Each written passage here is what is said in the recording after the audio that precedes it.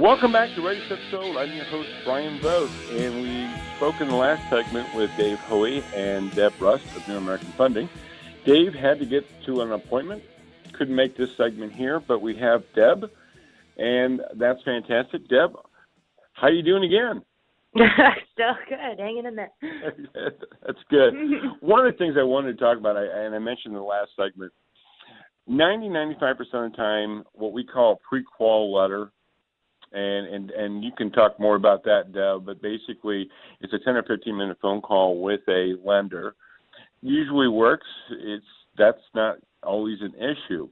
But it's that 5 and sometimes 10% of the time that creates a problem, not only for the buyers, of course, but for sellers, for hanging on to a house for 2 or 3 weeks, hoping that buyer has the money and only to find out that they don't have the money.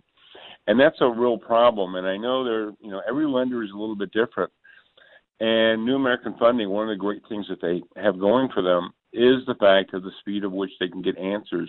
And Deb, maybe you can kind of address that, how you guys approach that program when you're working with the buyer of getting it approved.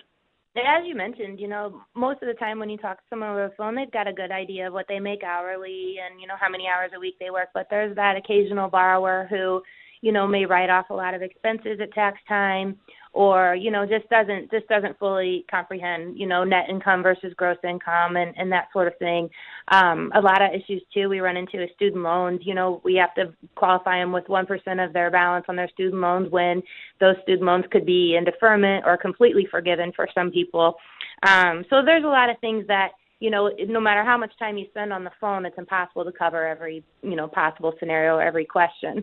So what we like to do is, for sure, get the pre-qualification letter out to you guys so you can, show homes and that sort of thing. But before you get locked in or locked down, on the home of their dreams and get everybody, anticipating a closing day, we like to get that pre-approval started. So we'll collect the basic financials and get it in front of an underwriter. I mean, underwriters are here for a reason. Processors are here for a reason. We're loan officers. We're salespeople. We're not attention to detail oriented no matter how much we want to be. So there's, it's good to have that set of eyes on it sooner rather than later. And a lot of lenders still, have that 10 to 15 days before it gets in front of an underwriter. And the reality is 10 to 15 days after the contract date is too late, So we want to get it in front of, have any potential problems hammered out before you even get close to being out of inspection periods or, appraisal periods or anything like that. So we'll just collect the tax returns up front, check for, anything that wouldn't be covered in our normal questionnaire and pay stubs and look for, all the things we're supposed to look for and just, hammer down the pre-qualification and make sure that, it's going to stick throughout the 30 days or 20 days that we've got to close the deal. And I think that's the important thing, and there's a lot of great information that you gave there. But I think for buyers and for sellers, the importance of again, showing me the money. 95% of the time, as Deb mentioned, that pre-qual is the start, and that they're going to be able to show their tax returns. They're going to be able to show their income, and life is going to be good. But those 5% times, and we recently had a couple of situations. In fact, we've heard about 3 or 4 situations where that's actually gone the wrong way, and it doesn't help anybody. It frustrates the buyers. It definitely frustrates the sellers, agents, lenders. It's not where anybody wants to be at. And so when you are looking to purchase, and even if you're selling your home, you're going to be purchasing a home, of talking to someone like Deb Rust at New American Funding and getting that information up. And again, the speed of which it happens, I think I can't stress that enough. Having been in the business now for almost 2 decades, and this is not to pick on banks, because there are some banks that can do some really good stuff and very quickly. However, traditionally banks have some great purposes, but home loans doesn't always mean it's going to be their specialty. And part of the problem they have is the length of time it takes to get that kind of pre-approval process. Can take, as you mentioned, Deb, weeks. And when we have a hot market like we got going on now, guess what?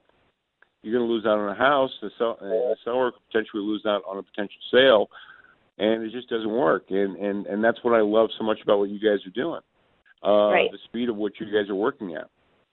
Right. Absolutely. Yeah, the longer we keep paperwork and don't make a decision on it, the more problems are likely to arise. So we want to get that all figured out in the beginning for everybody's sake. And that's what we're talking about. And that's what I love with you guys. You do. We're informational specialists. That's really what we have, is to try to give you information so that you as a buyer, you as a seller can make the decisions. And that's one of the qualities that you guys have that makes you, I think, so good at what you do. With that said, we're going to come back one last segment with Deb, because there's another topic that I really want to talk about too, that it has to do with, we talked about sellers selling their home. And so many times sellers aren't prepared that when a hot market like this, their house sells in three days at full price. Now what do I do? So we're going to be talking with Deb after the break. Listen, Ready, Set, Sold with your host, Bryan Vogt. Speaking with you.